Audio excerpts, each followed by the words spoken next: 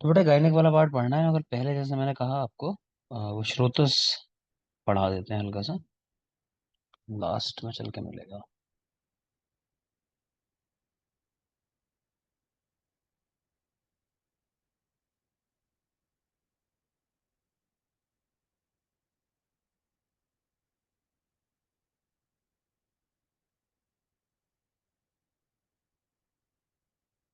बताओ जरा कोई पेज नंबर, और किसी ने निकाला है तो भी। सर पांचवा चैप्टर है। पेज नंबर बोलो, पेज नंबर।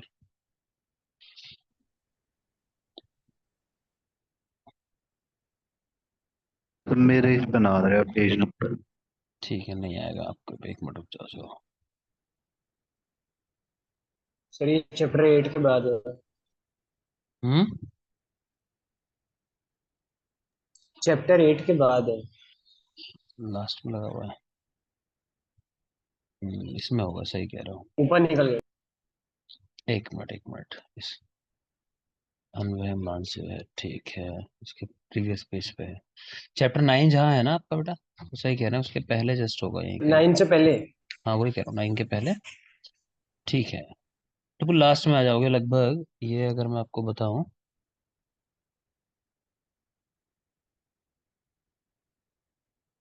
मेरे में 124 नंबर पेज दिखा रहा है 142 में से।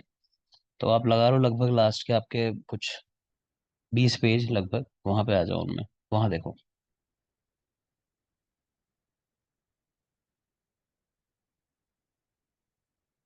जल्दी से, बस 10 सेकंड दे रहा हूँ आपको, जल्दी से निकालो, इस पर स्टार्ट करता है।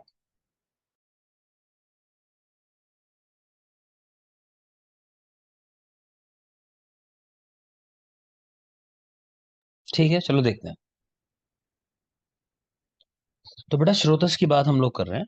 तो यहाँ सबसे पहले आप सुश्रुत के अनुसार देख रहे हो कि सुश्रुत के श्रोतस नो 9, जिनमें 7 हैं ऊर्ध्व श्रोतस और 2 हैं अधा श्रोतस। एक और बात इसके आगे चाहो तो लिख लो कि ये क्या है, बहिर्मुख श्रोतस, यानी वो श्रोतस जो हमें दिखाई देते हैं, कहने का मतलब जिनकी ओपनिंग हमें दिखाई देती है। तो बहिर्मुख श्रोतस सामने लिख लोगे। तो पूछा जाए एग्जाम में आपसे कि बहिर्मुख श्रोतस कितने हैं आचार्य सुश्रुत के, तो आंसर 9 लगाओगे। 7 ऊर्ध्वमुख हैं और 2 अधोमुख हैं, मतलब ऐसे। स्त्रियों में 3 अधिक होते हैं। कौन से 3 हो गए वो? 2 है स्तन्यवय श्रोतस और 1 है आर्तववय श्रोतस, तो टोटल हो जाते हैं 12। तो पुरुषों में 9 और स्त्रियों में 12, जिनमें 2 स्तन्यवय और 1 आर्तववय श्रोतस। सुश्रुत में योगवाही श्रोतस, जिनको अंतर्मुख श्रोतस भी कहा जाता है, उनकी संख्या बताई 22, 22। ये अलग है। पीछे थे बहिर्मुख, ये है अंतर्मुख योगवाही श्रोतस। तो इनकी संख्या 22। शारंगधर वो स्त्री और पुरुषों में एक श्रोतस अधिक मानते हैं। तो जो पीछे हम पढ़ रहे थे बहिर्मुख वाले, तो उनमें एक एक ऐड हो जाएगा। तो पुरुषों में सुश्रुत के अनुसार 9 देखे थे आपने, यहाँ 10 हो जाते हैं क्योंकि ब्रह्मरंध्र एक्स्ट्रा हो गया। सेम बात महिलाओं में, स्त्रियों में आपने 12 देखे, तो यहाँ 13 हो जाते हैं। अगेन ब्रह्मरंध्र जुड़ जाता है। काश्यप श्रोतस 2 मानते हैं। याद रखना, काश्यप के श्रोतस पूछे 2 ही लगाना है आंसर। ठीक, लोग बड़े कंफ्यूज रहते हैं एकदम से कि 2 नंबर कहाँ से आ गया। तो एक है महान और एक है सूक्ष्म। महान वाले कौन से? जो भी पढ़कर आ रहे हो, बहिर्मुख श्रोतस, यानी महान यानी बड़े, जो दिखाई देते हैं। तो पुरुषों में 9 और स्त्रियों में 12। ठीक है। और सूक्ष्म वाले नाभि और रोमकूप। तो रोमकूपों को भी ऐसा कहा जाता है कि ये भी श्रोतस हैं भाई, स्वेट तो आ ही रहा है ना, वहाँ स्वेटिंग होती है, तो उस तरह सोच सकते हो। तो नाभि और रोमकूप, इनको सूक्ष्म श्रोतस कहा गया। सवाल ऐसा भी आ चुका है कि आचार्य काश्यप के सूक्ष्म स्रोतसों की संख्या कितनी होती है, ऐसा करके। और ऑप्शन में दिया है असंख्य। तो असंख्य आएगा आंसर, क्यों? क्योंकि रोमकूपों की संख्या कोई फिक्स तो है नहीं। ठीक है, तो असंख्य हो जाते हैं। नेक्स्ट देखो, अंतर्मुखी श्रोतस यानी योगवाही श्रोतस चरक के 13 हैं और सुश्रुत के 22 हैं। ठीक है, चरक के 13 नंबर ऐसे याद रखना है, सुश्रुत के 22 अभी देखा आपने। और ये भी याद रखोगे, सुश्रुत ने अस्थि, मज्जा और स्वेद वह श्रोतस का उल्लेख नहीं किया। तो इन तीनों को हम याद रखते हैं, चाहे तो आसाम के नाम पे याद कर लो, चाहे औसम करके याद कर लो, कि औसम वाले श्रोतस नहीं बताए इन्होंने। औसम यानी आ से अस्थि, सा से स्वेद और मा से मज्जा। औसम वाले श्रोतस नहीं बताए सुश्रुत ने। ठीक है। अब देखोगे यहाँ पे अच्छा, जो बात मैंने आपसे अभी कही कि सुश्रुत के जो है 22 हैं, चरक के 13 हैं, तो रियल में ठीक बात नहीं है, लेकिन उनके स्टेटमेंट के आधार पर हम याद करते हैं। चरक में भी ऐसा ही है कि ये अलग ही अलग होते हैं, हृदय और महाश्रुत जैसे, तो काउंट करोगे तो हर एक के दो हो जाते हैं, कि प्राण वह इसके दो, ऐसा। सुश्रुत ने भी ऐसे ही बताया। तो सुश्रुत ने वो हर एक के दो दो काउंट करके टोटल नंबर दे दिए 22। और चरक वाले में क्या है कि इनको सिर्फ काउंट कर लिया, ये वाले जो नाम है कि प्राण वह है या उदक वह है, ऐसा करके, तो ये 13 हो जाते हैं, ठीक। तो प्रैक्टिकली वो चीज देखा है तो गलत है, लेकिन बस याद ऐसी करते चले आ रहे हैं इस तरीके से, तो आप भी याद ये रखोगे। चरक के 13, सुश्रुत के 22 हैं, ठीक है। अब देख लो। तो पहले चरक के याद करेंगे, उसके बाद सुश्रुत में देखेंगे क्या डिफरेंसेस हैं।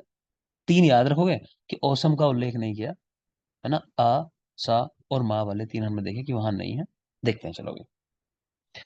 तो प्राण वह स्रोतस, हृदय और महास्रोत। चरक का प्राण वह हृदय और महास्रोत। उदक वह तालु क्लोमचा, जानते ही हो तालु और क्लोम। उदक वह स्रोतस। अन वह में आमाशय और वाम पार्श्व।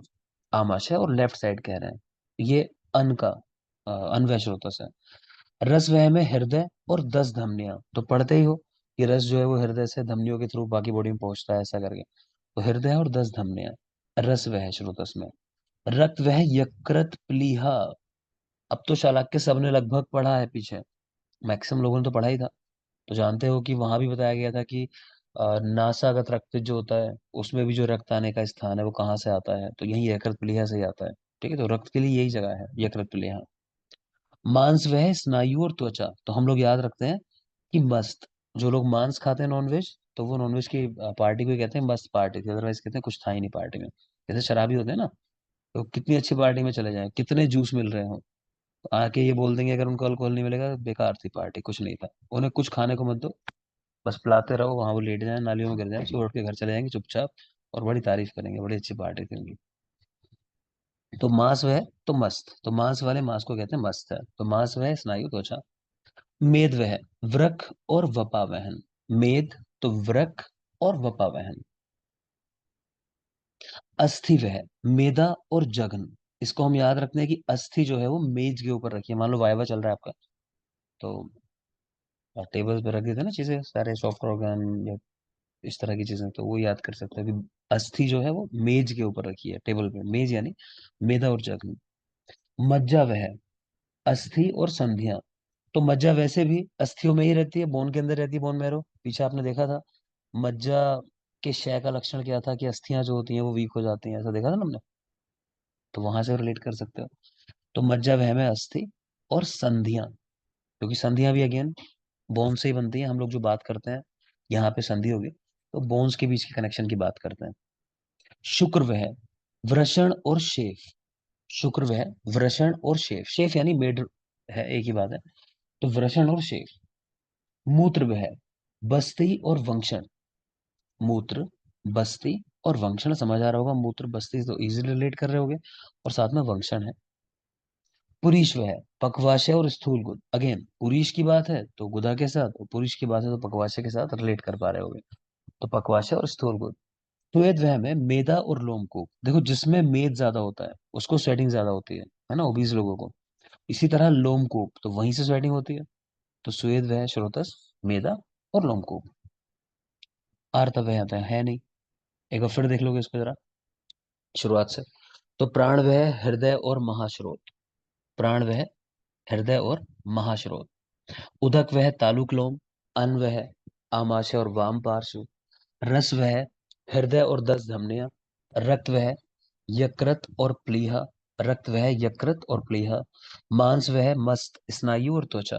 मेद वृक वपावहन। मेद वह वृक वपावहन। अस्थि वह अस्थि मेज पे है तो मेदा और जघन। मज्जा वह अस्थि और संधियां। मज्जा वह अस्थि और संधियां। शुक्र वह वृषण और शेफ। शुक्र वह वृषण और शेफ। मूत्र वह बस्ती और वंक्षण। मूत्र वह बस्ती और वंक्षण। पुरीश वह पक्वाशय स्थूल गुद। पक्वाशय स्थूल गुद। स्वेद वह मेदा और लोमकूप। स्वेद वह मेदा लोमकूप। अब आ जाओगे सुश्रुत में। तो सुश्रुत में पहली चीज तो ये ध्यान रखनी है कि वहां धमनियां जितना भी नाम आएगा ना धमनियों का, तो वो सुश्रुत में ही आएगा, चरक में सिर्फ एक जगह आया है, रस वह स्रोतस में हृदय और 10 धमनियां। बाकी आप सुश्रुत देखो चलो। तो प्राण वह में हृदय के साथ महाश्रोत नहीं लिखा, लिखा है रसवाही धमनियां, क्योंकि हृदय से रस निकलता है। हृदय विकारों में रस का इन्वॉल्वमेंट, श्रोव विकारों में रक्त का इन्वॉल्वमेंट, तो इजीली रिलेट कर सकते हो। तो रक्त वह धमनियां नहीं आएंगी, रस वह आएंगी, ध्यान रखना। उदक वह में तालुक लोम। अन वह में आमाशय और वाम पार्श्व की जगह आमाशय और अनवाही धमनियां, तो हमने बात की कि धमनियां यही मिलने वाली हैं। रस वह में आ जाओ, तो हृदय 10 धमनियां, तो यहाँ भी हृदय और धमनियां मतलब वही रस का वहन करने वाली। रक्त वह में यकृत प्लीहा है चरक में, यहाँ यकृत प्लीहा के साथ रक्त है, तो रक्त वह धमनियां भी हैं। इसी तरह मांस वह में स्नायु त्वचा, और यहाँ स्नायु त्वचा के साथ रक्त वह धमनियां।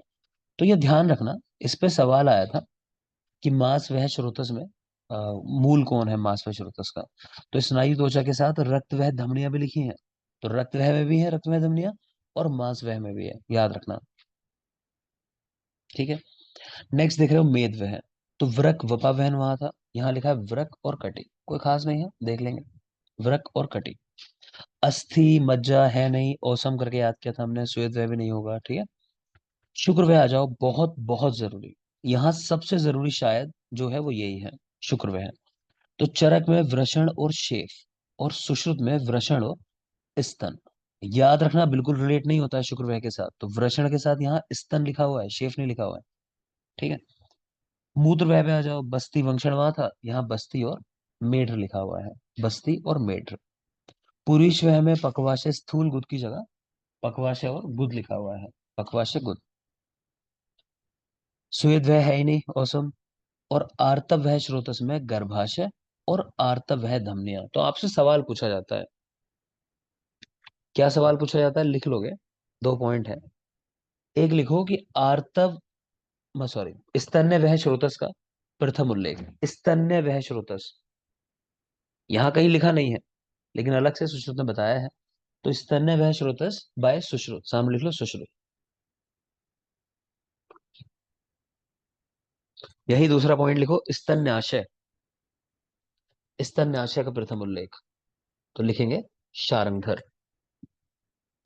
ठीक है। तो स्तन्य वह स्रोतस दोनों सा वाले हैं, तो स्तन्य वह स्रोतस बाय सुश्रुत, और स्तन्याशय बाय शारंगधर। तो ये आपको याद रखना है। बाकी आर्तव वह स्रोतस देख रहे हो, ये भी सुश्रुत में ही आया, देखो। आगे चलेंगे। यहाँ श्रोतोविद के लक्षण है आचार्य सुश्रुत के अनुसार, लगे हाथ पढ़ ही लेते हैं, चलो इसको। एक मिनट ना, देख लेते हैं चलो, सुश्रुत वाले भी हैं, तो फिर खत्म ही हो जाएगा ये वाला पार्ट हमारा। तो एक तरफ श्रोतस का नाम लिखा हुआ है ये, और इसके बराबर में लिखा है लक्षण। तो कुछ लक्षण है बहुत कॉमन है, जैसे मरण देख पा रहे हो, मृत्यु हो जाना। तो वो किस किस श्रोतोविद का लक्षण है। प्राण वह, अन्न वह, रस वह, और मांस वह। तो हमारे याद करने का तरीका है कि अन्न में अगर मांस रस ना हो तो बहुत लोगों के प्राण निकल जाते हैं। नॉनवेज ना हो पार्टी में अगर अन्न में, तो वो कहते हैं कि अरे मर गए, कुछ है ही नहीं खाने को। तो याद कर लो ऐसा कि अन्न में मांस रस ना हो तो प्राण निकल जाएंगे। तो अन्न में यानी अन्न वह, मांस रस तो मांस वह, और रस वह ना हो तो प्राण निकल जाएंगे, मतलब प्राण वह श्रुतस। तो इनमें क्या है, प्राण निकल गया, नहीं मरण हो गया, समझ ही आ रहा होगा। तो अन्न में मांस रस ना हो तो प्राण निकल जाएंगे, ठीक। ये मरण है। दूसरा है सद्यो मरण। उदक वह स्रोतस, तो जानते हो जल ही जीवन है ना। तो जल के बिना तो तुरंत ही मृत्यु हो जाती है। इस मौसम में तो कोई अब से 4-5 दिन पहले बाहर खड़ा हो जाता, पानी ना मिले उसे तो खत्म है। तो सद्यो मरण, उदक वह स्रोतस के अंदर। बाकी पिपासा लिखी है मेद उदक और अन्न, तो मैं ऐसे याद रखता हूँ कि अन्न में उदक होना ही चाहिए, कि भोजन जब करने बैठो तो साथ में पानी होना चाहिए पीने के लिए। अंधत्व आधमान, ये अन्न वह स्रोतस में है, ये याद रखना है बेटा। मरण याद रखना है, सद्यो मरण याद रखना है, अंधत्व और आत्मान भी याद रखना है ना। तो अन्ना जो है, अन्ना को अंधत्व है, देखते ही वो चश्मा लगाते हैं अन्ना, काफी मोटे से लेंस का, है ना। तो अन्ना जो है कि अंधत्व है, ऐसा करके याद कर लो। बाकी आत्मान भी है कि आधे मन से उन्होंने अपना अनशन वंशन वापस ले लिया था जन लोकपाल लाने के लिए। खैर, तालुशोष, मेद वह स्रोतस में, आनाह, पुरीश वह स्रोतस में, शोष, रस वह में, ये तो समझ ही आ रहा होगा शोष। अभी राजक्ष में पढ़ाया निदान स्थान पीछे आप लोग को, है ना, तो वहां रस व स्रोतस का इन्वॉल्वमेंट देखा था आपने, तो उससे शोष हो जाता है, रजक्ष्मा हो जाता है। शोफ मेद वह में लिखा है, श्वेथु मांस वह में लिखा है, सिरा ग्रंथि ये मांस वह में, इसको चाहो तो याद कर सकते हो। सिरा ग्रंथि मांस वह है, और आंत्र ग्रंथि पुरीश वह है। फिर है प्राण वह स्रोतस, वहां विनमनम, भ्रम, वेपन, मोह और मरण, यानी शरीर का मुड़ जाना, ऐसा भ्रम होना, वेपन, मोह और मरण।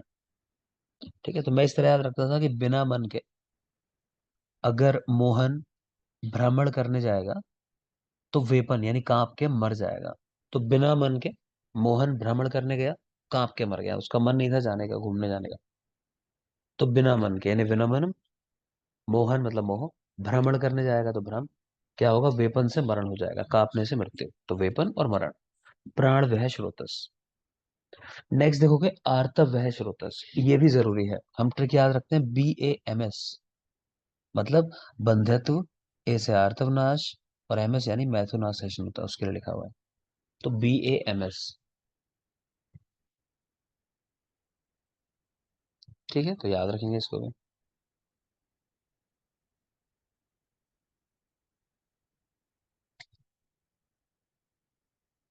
आगे देखिए,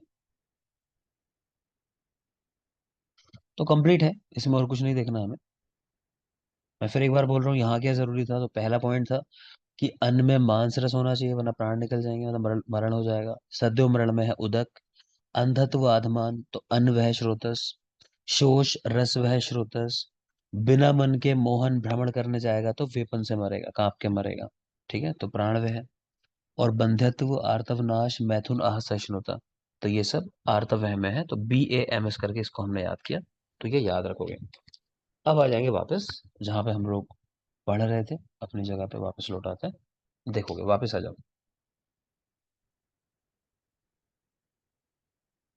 वो स्टार्टिंग का पेज नंबर 4-5।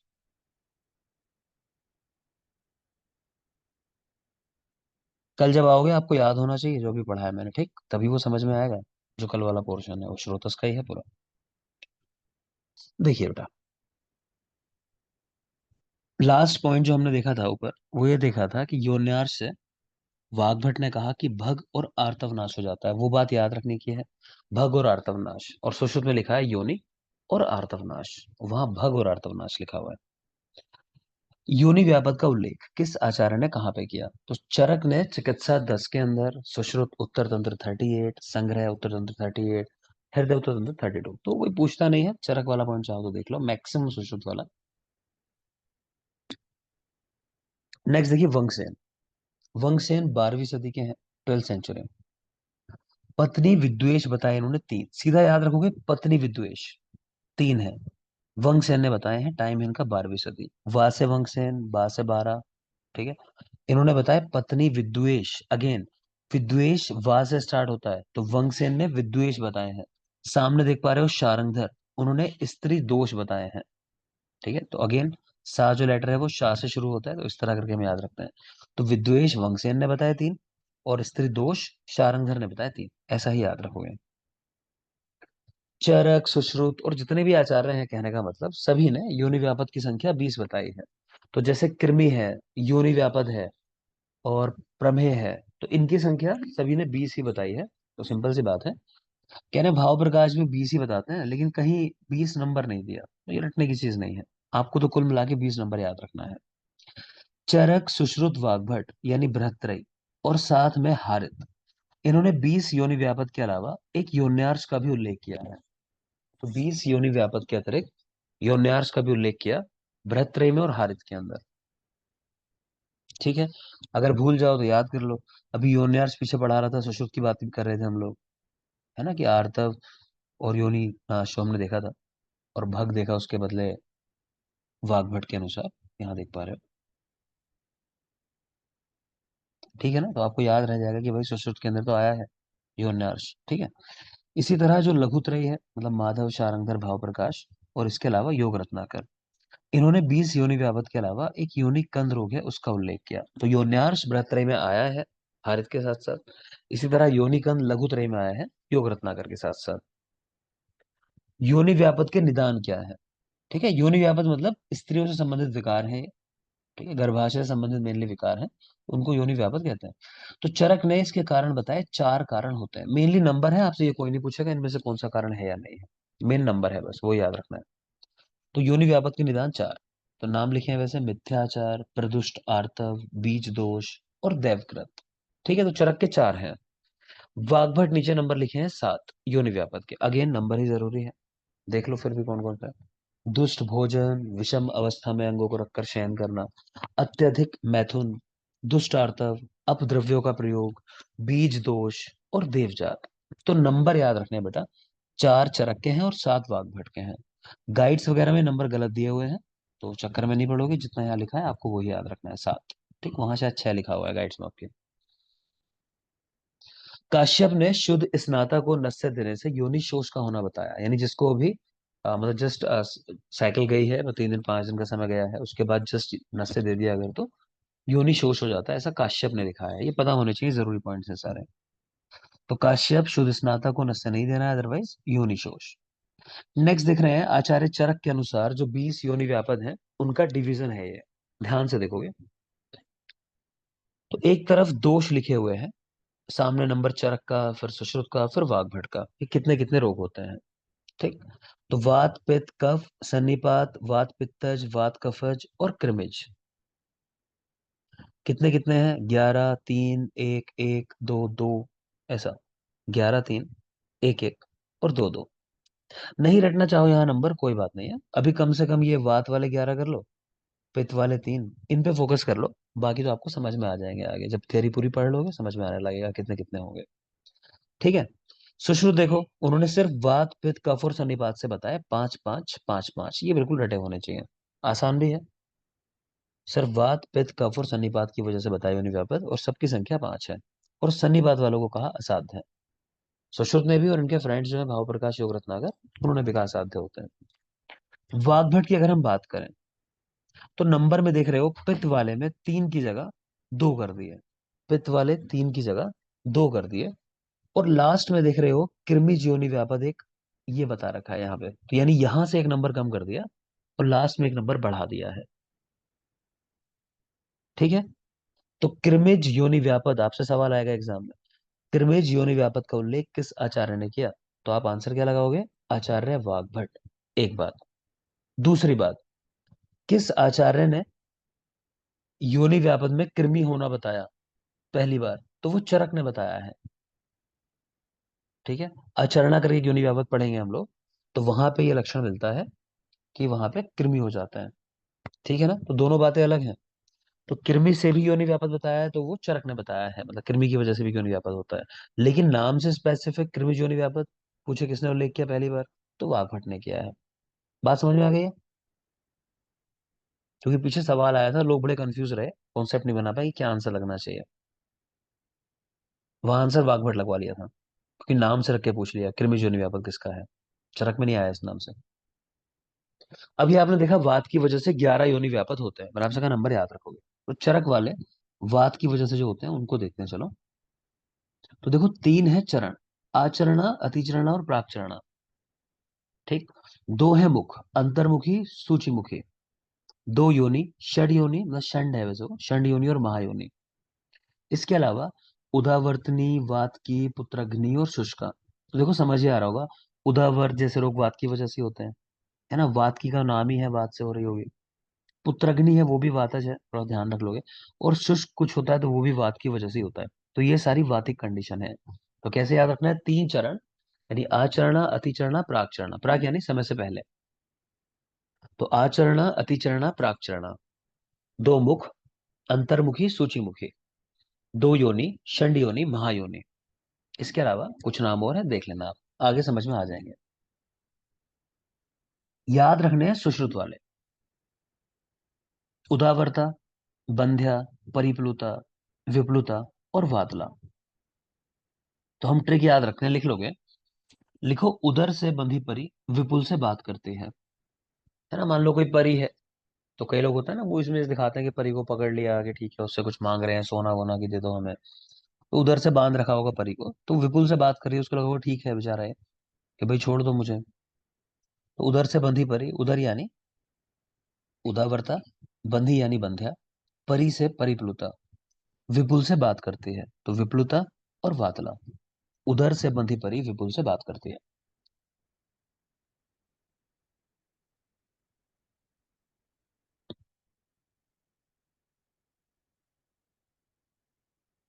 नेक्स्ट देखो आचार्य वाग्भट। वामिनी, अतिचरणा, प्राकचरणा, अंतर्मुखी, सूचिमुखी, षण्योनी, महायोनी, उदावर्तनी, वातकी, जातग्नि और शुष्का। अगर ध्यान से देखोगे नंबर तो देखो वही 11 ही है। ठीक है, अंतर क्या कर दिया? चरक के देख रहे थे आप, आचरणा, अतिचरणा, प्राकचरणा, तीनों इसके अंदर थे। यहाँ पे क्या है, आचरणा नहीं लिखा यहाँ, क्योंकि आचरणा मैंने आपसे बताया ना, आचरणा में ही कृमि होता है। तो वाग्भट ने जो कृमि जो नहीं व्यापक दिया लास्ट में जाके, तो वो यही वाला है अचरणा, तो ये यहाँ से हटा दिया इन्होंने। अचरणा की जगह यहाँ क्या नाम आया है, एक नया, वामिनी। ठीक है, दूसरी बात, चरक में वर्ड आया पुत्रघ्नि, यहाँ वर्ड आया जातघ्नि। मतलब एक ही होता है दोनों का वैसे, पुत्रघ्नि मतलब पुत्र को नष्ट करने वाली देखा जाए तो, और जातघ्नि का मतलब, रिम्पी कितने दिन का टाइम समझोगे जातग्नि का?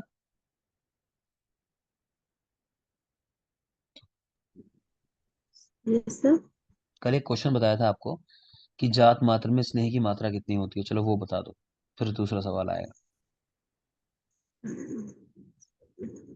पोल अस्ति।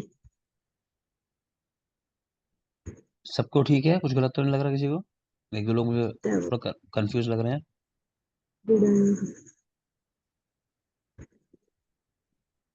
बोलो भाई, किसने याद ही नहीं किया? मेरे लिए छोड़ दिया, किस तरह ने पढ़ा है वो याद पोल करेंगे। अस्ति। रिम्पी ने क्या बोला है? ये तो बोला रिम्पी ने भी। कोई विडंग कह रहा है आप में से, मैं इसलिए कह रहा हूँ, विडंग तो नहीं है आप में से, कोई विडंग कह रहा है, मैं देख रहा हूँ। देख लो, विडंब। कल आप लोग औसत। औसत। देख लोगे। विडंब सुना है। तो, विडंब तो औसत की मात्रा है। रिम्पी सही बता रही है, लेकिन देख लो नहीं याद किया, एक ने भी कॉन्फिडेंस से कोई नहीं कह रहा है रिम्पी के अलावा। उसने सोच के जवाब तो सही दिया कम से कम। याद कर लेना बेटा, मैंने कहा था ये पार्ट नहीं पढ़ा, आप लाइटली लेते हो। सब एक तो कैमरा ऑन रखोगे, देखो मैं आज बता रहा हूँ ये बात लास्ट, पक्की बात है। मैं कल से सबको रिमूव कर दूंगा, और लेक्चर दूंगा नहीं, बाद में मांगोगे तो ये मत सोचना कि लेक्चर बाद में मांग लोगे, मुझे याद रहता है मैं क्या कर रहा हूँ, मुझे पता होता है, इंटेंशनली करता हूँ मैं कुछ चीजें। ठीक है, क्योंकि रेस्पॉन्स देते नहीं हो आप, वो कैमरा ऐसे ऑफ करके बैठ जाते हो कि सब तो रटाए हुए बैठे हैं। ऐसे पता कौन लोग होते हैं कि हमें बिल्कुल सब कुछ आता है, कि अब हमें डर नहीं। तो ऐसे लोग ऐसे काम करते हैं कि अब कुछ भी हम करते रहेंगे, सर कुछ भी कहें। वो एक ऐड आता है ना कि टीचर पढ़ा रहा होता है, बच्चा सो रहा होता है, उठाया था एकदम, उठो भाई तुम आज सवाल करके दिखाओ ये। तो बड़ा टफ सा क्वेश्चन होता है मैथ्स का, तो वो एकदम कर देता है जाके स्टेज पे, और टीचर को भी नहीं आता है वो करना रियल में। तो वो ऐसे वाले बच्चे होते हैं, या तो ऐसे वाले हो सच में कि सर ने सवाल पूछा, तो सर इनडायरेक्टली मतलब ऐसा होगा कि हम सरप्राइज कर देंगे, तो आप ऐसा कर नहीं रहे हो, है ना, ऐसा हो रहा होता मैं कहता नहीं है बात। तो ये जो है अपना कैमरा ऑन रखोगे, मुझे देखना है पढ़ रहे हो क्या कर रहे हो आप लोग। फिर बोल रहा हूँ जिसकी कोई मजबूरी हो किसी दिन, तो मुझे मैसेज करके कैमरा ऑन करोगे, कल से मैं बताऊंगा नहीं, तय बात है। ठीक है, मैं रिमूव कर दूंगा, क्योंकि जवाब अच्छे नहीं आ रहे बेटा, ऐसा काम नहीं चलने वाला। तो खैर वापस आ जाएंगे। तो यहाँ देख रहे हो, तो वाग्भट की बात कर रहे थे हम लोग, तो अचरणा की जगह वामिनी लिखा है, पुत्रग्नि की जगह जातग्नि लिखा है। मैं जातग्नि का टाइम पूछ रहा था आपसे, 10 दिन का टाइम होता है ना जात मात्र का, हम लोग अप टू 10 डेज लगभग कंसिडर करते हैं। तो बात एक ही हो गई कि यहाँ पुत्र की मृत्यु हो जा रही है, मतलब संतान की, और यहाँ जातग्नि यानी कि 10 दिन में मान लो मृत्यु हो जा रही है, इस तरह की बात समझ सकते हो। फिर बाकी तो सेम ही है। तो डिफरेंस क्या याद रखना है कि वाग्भट चरक की तरह ही 11 वात से होने वाली योनि व्यापक बताए, लेकिन अचरणा नहीं लिखा है यहाँ, उसकी जगह वामिनी लिखा हुआ है, और पुत्रग्नि की जगह जातग्नि लिखा हुआ है। बाकी अचरणा का जो ओरिजिनल रिप्लेसमेंट है उन्होंने वो कृमिज योनि व्यापक करके लास्ट में लिखा है। ठीक, सुश्रुत में हमने याद किया, उदर से बंधी परी विपुल से बात करती है। नेक्स्ट आ जाओ पैत्तिक योनि व्यापक। तो सुश्रुत के 3 थे, पैत्तिकी, रक्त योनि और अर्जस का। अर्जस का मतलब ये होता है कि ब्लड आना, है ना, अजस्रम अच्छम पीछे शब्द पढ़ते हो आप बार बार, तो समझ ही आता है कि पित्त की वजह से, रक्त की वजह से, या फिर अर्जस का इसके नाम में ही है, सब पैत्तिक योनि व्यापक है। सुश्रुत देखो नंबर 5 ही है, याद रखना है, ट्रिक लिखी है, पिता पुत्र के रक्त वमन की प्रशंसा करता है। कि बच्चे को मान लो वोमिटिंग हो रही है, उसमें रक्त निकल रहा है, तो पिता उसका तब भी तारीफ कर रहा है कि बेटा कोई बात नहीं, अच्छा कर रहे हो तुम। वमन करा रहा होगा मान लो, है ना, आश्वासन दे रहा होगा उसको, ठीक है बेटा कुछ बात नहीं। तो पिता यानी पित्तला, पुत्र के मतलब पुत्र अग्नि, रक्त वमन तो रुधिर क्षरा और वामिनी प्रशंसा कर रहा है, तो प्रशंसनीय होने व्यापक। पिता पुत्र के रक्त वमन की प्रशंसा करता है। ठीक। वाग्भट देखो, पैत्तिकी और रक्त योनि, अर्जस का नहीं लिखी है, याद रखना है। पीछे पढ़ाया था ना, वाग्भट के दो ही हैं, तो पैत्तिकी और रक्त योनि है, अर्जस का नहीं है यहाँ पे। नेक्स्ट आ जाओ कफज। चरक में एक ही है, स्लैश में की रटने की जरूरत नहीं, वाग्भट भी सेम ही है। सुश्रुत, कर्णिनी, आचरणा, अतिचरणा, श्लेष्मला, अत्यानंदा। तो एक तो क्वेश्चन पूछता है कि कौन सी चरणा नहीं है सुश्रुत में। देख लो, आचरणा भी है, अतिचरणा भी है, कौन सी नहीं है, प्राक्चरणा नहीं है, याद रखना। बाकी ट्रिक इसके लिए कि मान लो कोई स्त्री होगी श्लेष्मला, तो उसके हस्बैंड का नाम है कर्ण, है ना, तो हम याद रखते हैं कि श्लेष्मा जो है वो कर्ण के चरणों में अत्यानंदित रहती है ना, कि जैसे पुरानी मूवीज में खासकर होता था, आजकल तो क्या ये कहोगे बात ना, तो पुरानी मूवीज में होता था कि अ, पति के चरणों में स्वर्ग है, ये है, इस तरह की बात, तो उस तरह याद कर सकते हो कि श्लेष्मा जो है पति के चरणों में अत्यानंदित रहती है। तो श्लेष्मला कर्ण के चरणों में यानी कर्णिनी, चरणों यानी अचरणा, अतिचरणा, प्राक्चरणा नहीं है, अत्यानंदित रहती है, तो अत्यानंदा। ठीक। श्लेष्म की। नेक्स्ट आ जाओ सन्निपाती क्यों नहीं व्यापक। तो चरक वाग्भट सेम ही है, सन्निपातिक नाम से लिख दिया बस।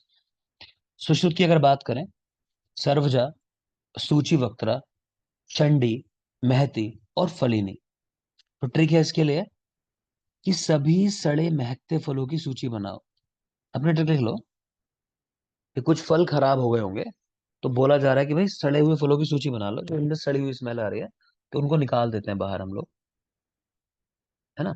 तो सब सड़े महकते फलों की सूची बनाओ। सब यानी सर्वजा, सड़े यानी शंडी, महकते तो महती, फलों की फलिनी, सूची बनाओ सूची वक्त्रा।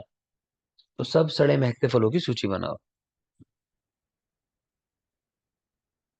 एक बार की मेहनत होती है, जितनी ट्रिक्स होती है, इस तरह की चीजें होती हैं, फिर लाइफ टाइम के लिए हो जाता है।